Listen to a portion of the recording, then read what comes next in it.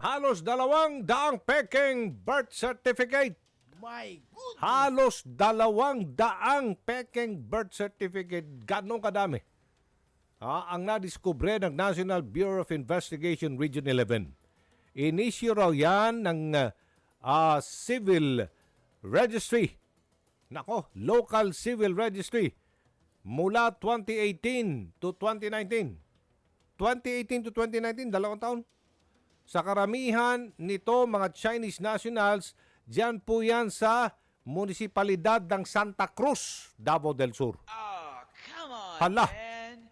Alamin nga natin ito, kausapin natin uli si NBI Region 11 Director Attorney Arcelito Albao. Attorney Albao, may buntag usab, Aljo Bendijo ni sir.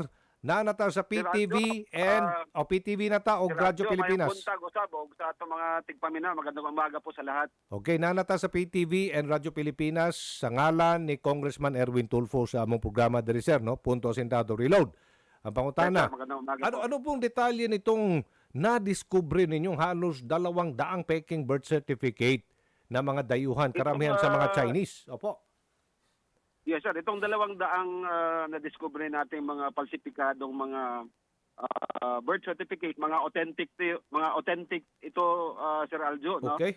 Ang mga informasyon lang nito ay hindi mga totoo o gawa-gawa lamang dahil ang mga may-ari nito mga foreign nationals. Okay. Ang karamihan ay Chinese nationals. Mm. Nagsimula to nung may sunod-sunod yung nahuli natin na nag-apply ng pasaporte, Philippine passport sa Department of Foreign Affairs. Sila yung nag-alerto sa atin na may mga ganitong insidente. Kaya hinuli na natin ang investigahan. Sino po yung nahuli nyo muna? At ito natuklasan ninyo na marami pala itong mga peking Pilipino dyan na nakakuha ng birth certificate sa dyan pa sa Santa Cruz, Davao del Sur. Yes sir, ang nahuli po natin, ang pangalan po niyang yung assumed name na ginagamit na Filipino name, Hengson Limosneros. Limosneros. Ang pangalan niya sa Chinese, Sir Aljo, Q Hanlin, no? Na nung ma-verify natin sa Bureau of Immigration, ito yung totoong pangalan, Q Hanlin. Dumating ito sa Pilipinas, particularly sa Davao, 2012 pa. Then after that, nawala na to, hindi na nag-report, hindi na nag-renew sa kanyang pasaporte bilang isang Chinese national. Okay. So ngayon, ilang taon na siyang nanirahan sa Davao? Around 9 years, So, tama ba? Yes sir, from 2012 up to 2024, Oho. hindi yan nalaman natin na illegally nag-stay siya dito sa Davao kung hindi yan nag-apply ng Philippine passport. And ngayon, nag-avail sila itong taong ito ng late birth registration dyan sa local civil registry ng Santa Cruz, Davao del Sur, 2018. Yes sir, nag-apply ito ng late registration sa Santa Cruz, Davao del Sur noong 2013. Okay. And napag-alaman natin sir na hindi lang pala ito. Marami pa pala. Sobrang dami. Nasa 200 na tayo. 2018, 2019 pa lang yan. Opo. So Totoo. how much more nung mga bago nangyari ito? Totoo ba yung mga balibalita na ang bayad daw niyan para makakuha ng mga peking dokumento, itong mga peking mga Pilipino, 500,000 piso bawat isa or higit pa? Meron tayong mga nakuhang mga ganyang information, Sir Aljo. Nako. But hindi magkapareho, no? Basta nagre-range sa ganun na halaga. Opo. So, sindikato po nasa likuran nito? Sindikato yan, sir. Sigurado kami na sindikato yan kasi involving Chinese nationals na, no? Na napakarami. Okay. Batay sa inyong investigation, Pilipino o Chinese din ang nasa likod ng sindikatong ito? Merong Chinese, meron ding Pilipino. Itong mga Pilipinong sinasabi natin na involved, ito yung mga nagtatrabaho sa gobyerno, no? Nasa gobyerno ngayon. Nakasuhan na ba ninyo ang mga taong tiwali? Itong nasa likod po ng pang-aabuso nitong late registration, dyan mismo sa civil registry ng Santa Cruz, Davao del Sur. Kinasuhan niyo po ba? At ilan ho sila involved dito sa kalokohan ito?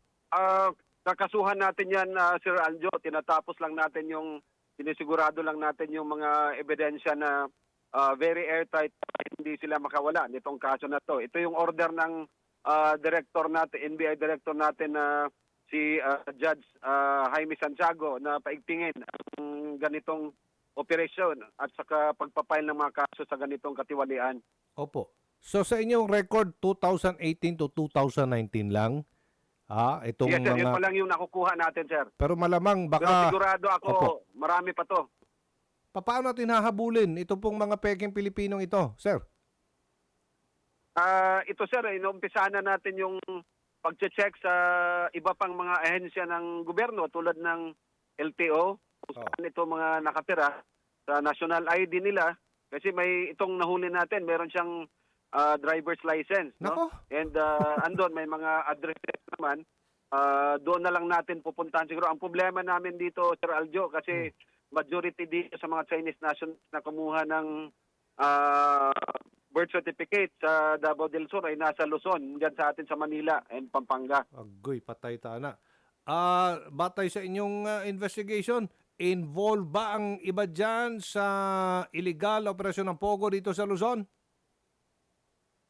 Posible, Sir Aljo, Wala. na sa dami ng Chinese nationals na involved dyan sa Bogo, posibleng ang yung iba dyan na nagpapanggap na Pilipino, dito rin kumuha ng birth certificate nila. Okay. Yung iba naman, ano po ang ginagawa nila dyan sa Davao? Yung mga peking Pilipinong nakakuha ng mga peking dokumento. Ito mga peking Pilipino dyan sa Davao Yung del iba Sur. naman, Sir Aljo, particularly itong nahuli natin, itong bata na ito, 21 years old, meron siyang sariling hardware sa Uyanggurin. So yan ko rin sa Davao pa.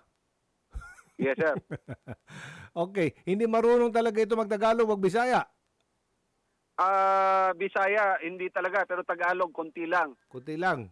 Barok-barok, kung baga. English speaking, sir. English English speaking and speaking. Chinese speaking. So 9 years And na. umamin din na ang importante dito, umamin siya na siya ay Chinese national. Pero Pinanganak sa Pew dyan. nag-aral siya sa Davao?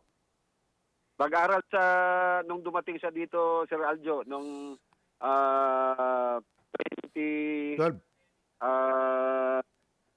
anong year ba yun? Nag-aral siya 2012. sa Takya Chinese School, no?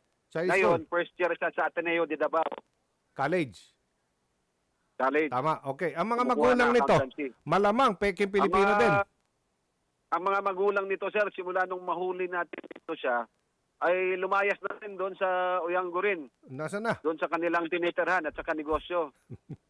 So, posible ito, sir, nakakuha din ito ng mga fake na dokumento dahil lumayas. So kita-kita na natin ito, sir, no? Nagsanga-sanga na itong Yes, sir. investigation natin ng Senado, in aid of legislation sa kaso nga ni Mayor Alice Goo at itong mga pogo, maging ang panawagan ng ilang mga mambabatas na imbestigahan kung bakit dumarami nga ang mga Chinese. Oo, dito sa Pilipinas, itong identity theft. Posible ho bang may nangyari ditong identity theft na ginamit ng taong ito, ng estudyanteng ito sa Ateneo de Davao, na baka nanguha din ito, nagdakaw ng pangalan ng ibang mga Pilipino? So far, sir, wala namang sa pag-imbestiga namin, wala namang nangyaring identity theft. Ito lang talaga, gumawa sila ng parang assumed name na Filipino name, no?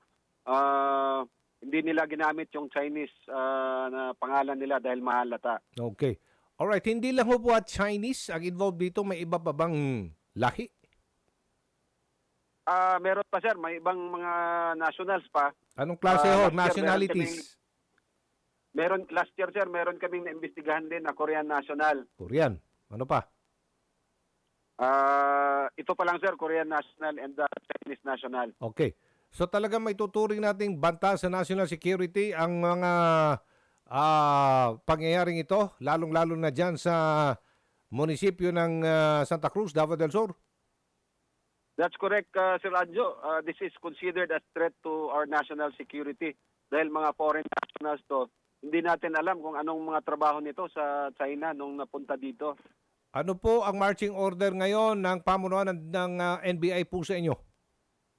Ang marching order po, Sir Aljo, tumawag sa akin yung director namin na si NBI Director Jaime Santiago. Ang sabi niya, paigtingin ang ganitong mga investigasyon sa mga birth certificate at saka sa iba pang mga identification na pinike at saka kasuhan kung sinong dapat kasuhan. Wala kaming sinasanto dito, Sir Aljo. Sa jurisdiction ng NBI Region 11, nakatutok lang ba kayo lang dyan sa Santa Cruz, sa Davao del Sur, o may iba pa kayong tinitingnan na baka doon na meke ng dokumento at nakakuha nga ng birth certificate ang mga peking Pilipino? Aside dito sa Region 11, Sir Aljo, nakipag-coordinate din kami sa ibang opisina tulad ng Immigration, PSA, and sa ibang mga rehiyon pa at saka ibang mga lugar. No? Pag nahuli natin itong mga taong itong talagang peking Pilipino, ano po ang gagawin natin ng NBI? Kakasuhan natin, Sir Aljo, no? Kasama yung kung sino yung mga considered mga nag-conspire nito. And after that, pag natapos ng kasuhan, kung halimbawa convicto, magsaserve muna sila dito sa Pilipinas ng service Okay. nila, then saka natin i-deport. Pero pwede ko bang may tanong kung may lead na tayo sa mastermind ng sindikatong ito, attorney? Meron na tayong nakuhang pangalan, Sir Aljo, no? Mga Filipino national na involved dito. Taga Davao. Sa mga Chinese nationals, yes, sir. At sa mga Chinese nationals, wala pa tayong nakuhang mga pangalan. Taga Davao na, sir. Taga Davao, sir, ang Pilipino, no? Ilan sila? Mga 3 to 5 persons na yung na-check namin na mga personalidad. Talagang taga Davao yan. Yes, sir, taga Davao. I-text niyo po sa akin, sir. Oo. Yes, sir. Nako. Well, anyway, sige po. Daghang kayong salamat, Attorney Arcelito Albao. Ingat po, sir. And congratulations. Daghang salamat, Sir Aljo, and salamat sa pagkataon, sir, uli. Director, Region 11, National Bureau of Investigation. Matindi ito, bayan. Ayoko na lang palaki ng isyo ko. Bakit may nagtatanong dito? Ba't sa Davao? Oo. Basta't ang tutok ngayon ng operasyon ng NBI, doon po sila sa Santa Cruz, Davao del Sur. Santa Cruz Municipalidad. Around 45 minutes outside Davao City yan. Papuntang Digos. Papuntang General Santos City. Malayo po yan sa siyudad ng Davao. Pero within Davao Region.